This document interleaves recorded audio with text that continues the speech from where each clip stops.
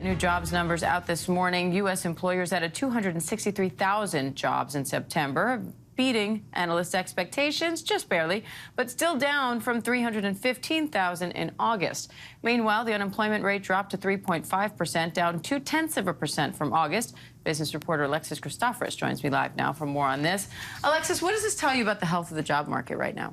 It tells us that higher inflation, higher interest rates are starting to cool the hot labor market. Now, don't get me wrong, we still have a very strong labor market when you add 263,000 jobs and the unemployment rate is down to 3.5%. But it seems as though the Fed's medicine of those higher interest rates are finally starting to take effect. Now, what does this mean for the Federal Reserve's fight against inflation? Because so many keep watching the Fed to see what they're going to do with those interest rates. Right. I don't think this changes course for them. We're still looking at a 0.75 percentage point rise in interest rates at their next meeting and more rises after that because they want to see real proof that inflation is coming down. This report shows that tight labor market starting to loosen up a little bit. We get a big inflation report out next week. That's going to be part of the picture as well. But they're going to need to see more to really believe that inflation is where they need it to be. Any other big points in this report stick out to you? A big one that's a bit troubling, there's something called the labor participation rate, and we actually want to see that move up, and instead it moved down. And you might be wondering also why the unemployment rate moved down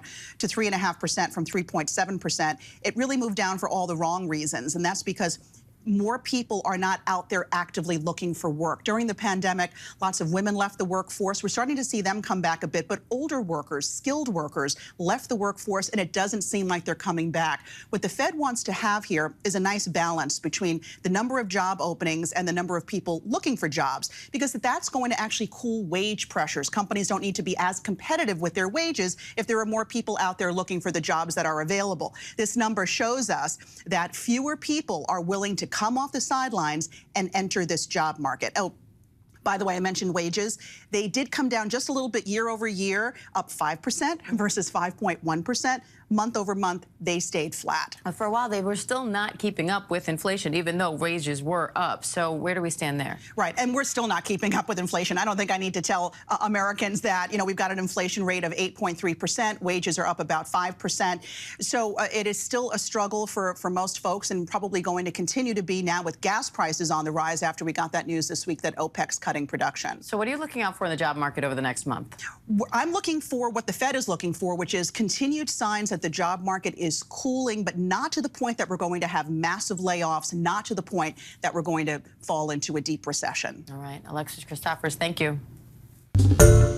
Hi, everyone. George Stephanopoulos here. Thanks for checking out the ABC News YouTube channel. If you'd like to get more videos, show highlights, and watch live event coverage, click on the right over here to subscribe to our channel. And don't forget to download the ABC News app for breaking news alerts. Thanks for watching.